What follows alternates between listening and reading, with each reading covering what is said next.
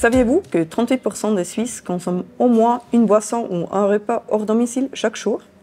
Dans 2 cas sur 3, il s'agit même d'un repas avec poisson et la dépense moyenne dans un établissement avec service s'élève à 29 francs suisses par personne.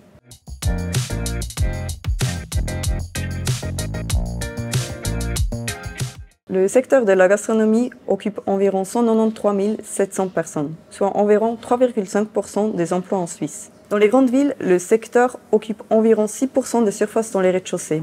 Il lui parvient donc un rôle crucial dans l'animation du quartier, journée comme en nuit. La restauration a été l'un des secteurs les plus durement touchés par le Covid et les restrictions sanitaires. Mais depuis, ce secteur a connu un net redressement, porté par la reprise de la consommation privée, par le tourisme et l'engouement croissant pour l'alimentation, largement amplifié par les réseaux sociaux.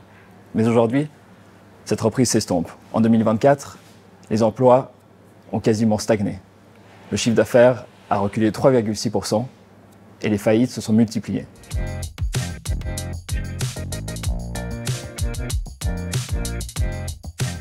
Il faut dire que la restauration fait face à de nombreux défis, comme l'augmentation des coûts d'exploitation, ou la hausse des prix des denrées alimentaires, des salaires, des loyers et du coût de l'énergie.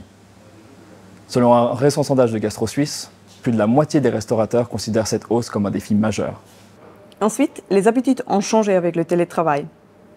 En semaine, moins de gens mangent dehors et la pause déjeuner perd en importance. Un restaurateur sur 2 constate une baisse de son activité à midi.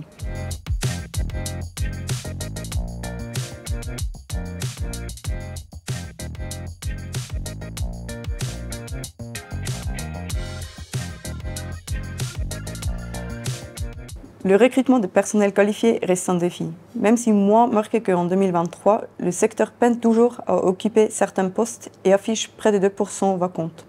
Enfin, il faut s'adapter aux nouvelles attentes clientes et aussi faire face à un franc suisse fort qui refroidit les dépenses des touristes. Reste à dire que le contexte reste exigeant pour les restaurateurs. La construction de nouveaux restaurants a fortement ralenti ces dernières années. Même si 2024 marque un léger regain, le nombre de permis de construire reste encore 8% en dessous de la moyenne des 10 dernières années. En cause, la hausse des taux d'intérêt et des coûts de la construction, mais aussi les incertitudes quant à l'évolution des besoins de clients. Parallèlement, une offre est observable sur le marché dans certaines zones. En effet, en raison de la multiplication des faillites, les nouvelles constructions ont été compensées par cette offre.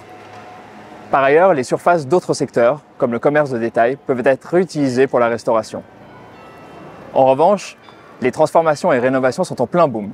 Le nombre de permis a explosé en 2024. Cela peut être le signe de changements de propriétaire, par exemple après une faillite, mais aussi d'une volonté d'innover. De plus en plus d'établissements cherchent à se réinventer, à proposer une expérience unique et à mieux s'adapter aux attentes d'une clientèle en quête de nouveautés. Dans la restauration, les loyers sont restés globalement stables depuis la pandémie. Le loyer médian est passé de 320 à 330 francs par mètre carré et par an, soit une hausse modérée de 3%, une évolution similaire à celle de surface de vente et de bureaux. Mais derrière cette stabilité apparente, on observe une dispersion de plus en plus marquée.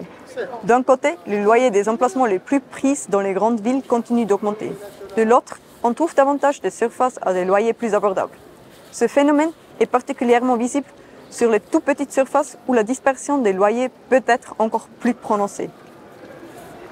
Nous le savons, location, location, location. L'emplacement est un des facteurs clés de succès pour un restaurant et de fixation du loyer. Mais quels sont les facteurs de micro-localisation les plus importants? D'après une analyse de régression menée sur 622 contrats de location dans les grandes villes, la distance au centre ressort comme le facteur le plus important dans la fixation des loyers. Plus on s'éloigne du centre, plus le loyer diminue. Doubler la distance par rapport au centre-ville entraîne une baisse moyenne de 6%. Concrètement, un restaurant situé à 200 mètres du centre paiera en moyenne un loyer 6% plus bas qu'un autre à 100 mètres, toutes choses égales par ailleurs. D'autres critères influencent également les loyers, comme la proximité du lac, la densité d'emploi aux alentours, ou encore le potentiel de passage. Par exemple, si le flux de passants double, le loyer augmentera en moyenne de 10%. Et il ne faut pas oublier que les restaurants eux-mêmes contribuent à l'attractivité et à l'animation d'un quartier. Leur présence crée une dynamique qui profite au commerce et aux bureaux environnants, en attirant plus de passages et en rendant l'environnement plus vivant. En ce sens, les surfaces de restauration ne sont non seulement influencées par leur emplacement, elles jouent aussi un rôle clé dans la valorisation du tissu urbain qui les entoure. Nous l'avons vu, la localisation joue un rôle clé dans le succès d'un restaurant. Mais au-delà de l'adresse, ce secteur évolue dans un contexte où les attentes et les habitudes de la clientèle évoluent en permanence. Alors comment s'adapter? Comment se différencier? Et quelles sont les grandes tendances qui façonnent l'avenir du secteur? Premièrement, aujourd'hui, l'expérience client va bien au-delà d'un repas. Offrir un moment mémorable devient essentiel. Musique live, préparation interactive, dîner thématique, ces éléments enrichissent l'expérience, suscitent d'émotions et favorisent le bouche à l'oreille.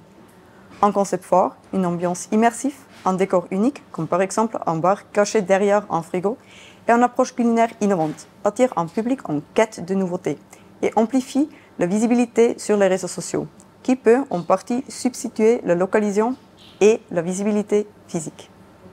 Ensuite, la durabilité est plus que jamais au cœur des préoccupations. Les concepts éco-responsables et tournés vers la santé gagnent du terrain. Les restaurants adoptant des pratiques durables se positionnent comme des acteurs responsables, gagnant ainsi la confiance et la fidélité de leur clientèle.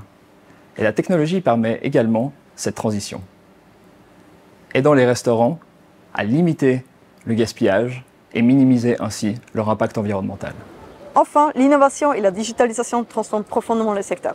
Les réservations et paiements en ligne, menus interactifs, gestion optimisée des stocks grâce à l'analyse de données.